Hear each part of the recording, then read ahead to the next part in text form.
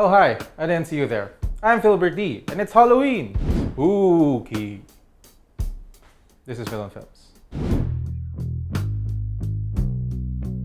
This week, Hellcome Home, Santigwar, and Terminator Dark Fate. Dennis Trillo is Peter. He's just returned from Guam, and he's moved his family into an old house in the sticks, hoping to be free from his overbearing mother-in-law. But something's not right in the house, and he and his family start to see and hear things that aren't there. It turns out that the house has a violent history, and that the last family that lived there met a pretty tragic end. The first 30 minutes of this film are a little shaky. It all starts out feeling a lot like a modern horror, just a bunch of scares built around things suddenly popping into frame. Now, there are some tensions that are established and a secret that threatens to tear everything apart, but these elements don't seem to be designed to really pay off.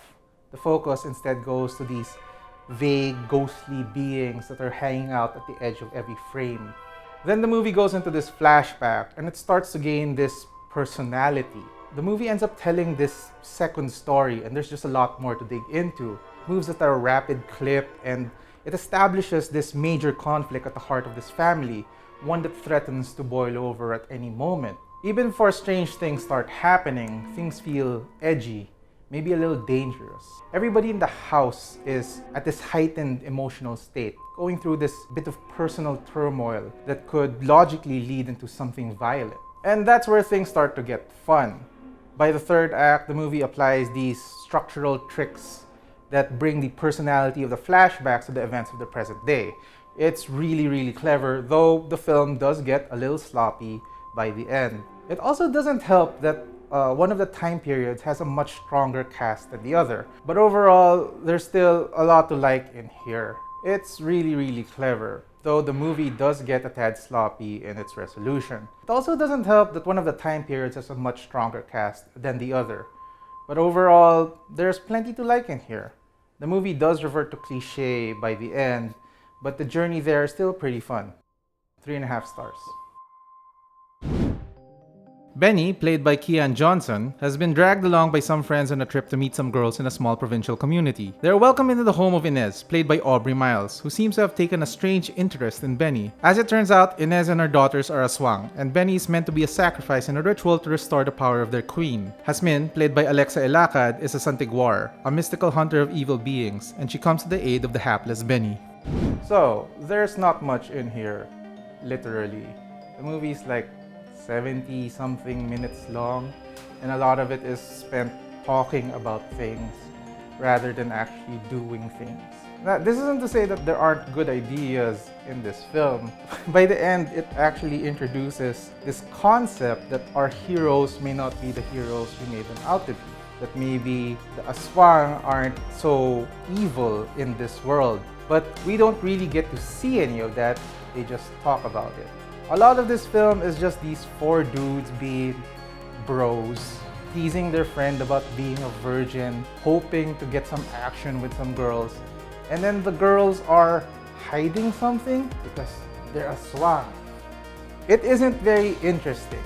It also doesn't make any sense. It doesn't make any sense that these girls have been pretending to be these girls all this time when they could have just tied up these guys for their purposes.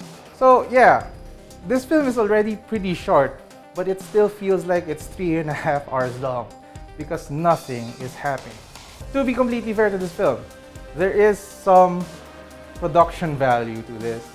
It doesn't look very bad. Some of the makeup effects are above what you would expect from a film like this. But yeah, I certainly can't recommend spending the money to go see this nothing of a film. 1 star. Talk fast. You first. Mackenzie Davis is Grace, a technologically enhanced soldier from the future. She arrives in present-day Mexico City to protect Danny, played by Natalia Reyes, a young woman being pursued by the latest version of a Terminator. Along the way, they run into Linda Hamilton's Sarah Connor, who has spent the last couple of decades as an outlaw, having failed to save her son from a robotic assassin.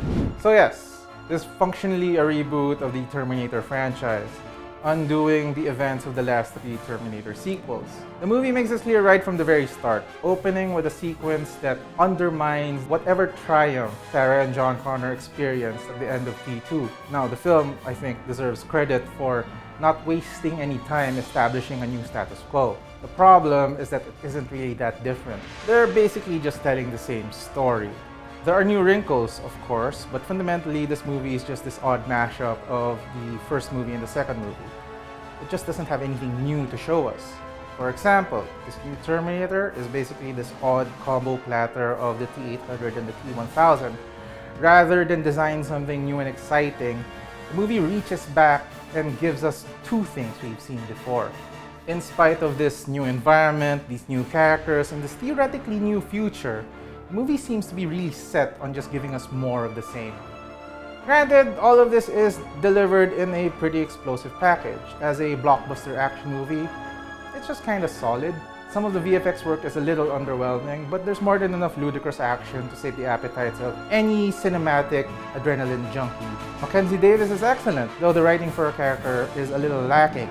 The same goes for Linda Hamilton, whose character has been reduced to a series of snarky putdowns. All in all, the movie is entertaining enough, though there is just this unshakable feeling that the franchise has ran out of ideas. 3 stars. Question time, Halloween edition. Not really. Mark asks, steps to be a professional film critic. I do not envy anybody who wants to become a professional film critic now because nobody's paying for film criticism. I can tell you what I did, which is I started writing stuff on LiveJournal, and then I went to Click the City and asked, hey, do you guys want film reviews? And they said, sure, why not? And then they offered to pay me, and that was pretty good. And then after that, I just kept writing reviews. My story is not applicable to anybody right now. Because no, it's probably applicable. Go to your nearest publication and ask them, hey, do you guys want a film critic on staff? Here are some of my reviews, and maybe they'll say, hey, yeah, we like that. And if they don't, then I guess you're stuck still blogging forever because this is the plight of the writer.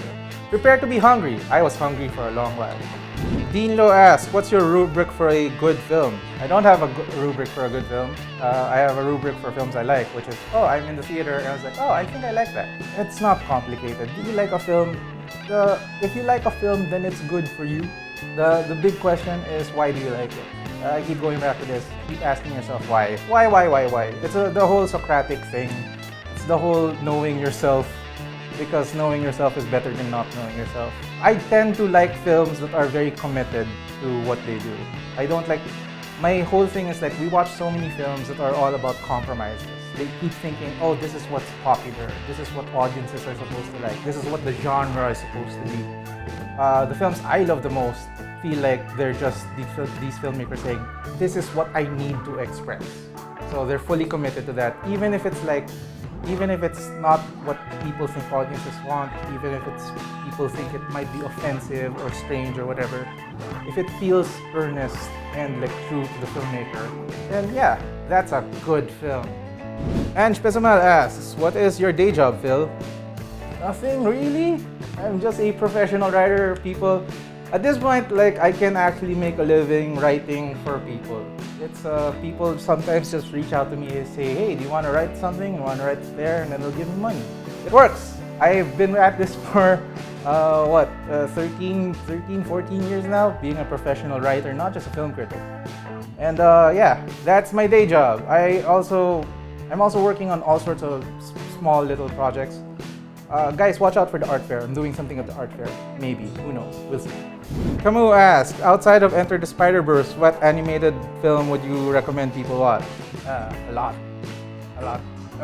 Animated film doesn't get its due because I don't know, people think it's for kids or whatever. There's a lot of good stuff out there. The films of Hayao Miyazaki, the films of Masaki Yuasa. So yeah, of those, like, Masaki Yuasa is my favorite. Check out his films. There's Mind Game and Blue Over the Wall and The Night is Short, Walk On Girl. That's particularly really good. Also, his series are great. There's Ping Pong the Animation, which I still hold up as probably one of the best anime of all time that people don't really talk about. I don't know. Everything. Go watch animated films. Marion Max. That's a film from Australia. It's a stop-motion animated film. Really good. the Wallace and Gromit films, the box roll is really good. In general, there are more good animated films than there are bad ones, actually. Because it takes so much work to put together an animated film that like it really more or less usually comes down to people like really invested in animation. I'm like mostly talking about stuff that isn't just the mainstream kind of DreamWorksy Fox animation stuff. But even those are generally okay. But animated films are great. Go see them. RG asks, release date of Little Woman here in the Philippines. Guys, Google exists. I don't memorize the release dates of films. I think this one's in January. You're probably getting it in January. Who knows? I don't care. Go to the Facebook pages. Bookmark the Facebook pages of distributors or follow them on Facebook and they'll probably tell you or whatever. Thanks for joining us.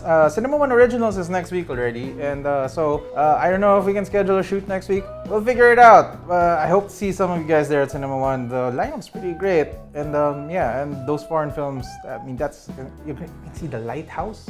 They're gonna show Knives Out. So yeah, the new Skiyama's gonna be there. So if you like films, it's gonna be a fun couple of weeks. Until then, why don't you like or dislike and subscribe and ask a question here, leave a comment, and do all those internet things. And until next time, goodbye internet, Duterte resign.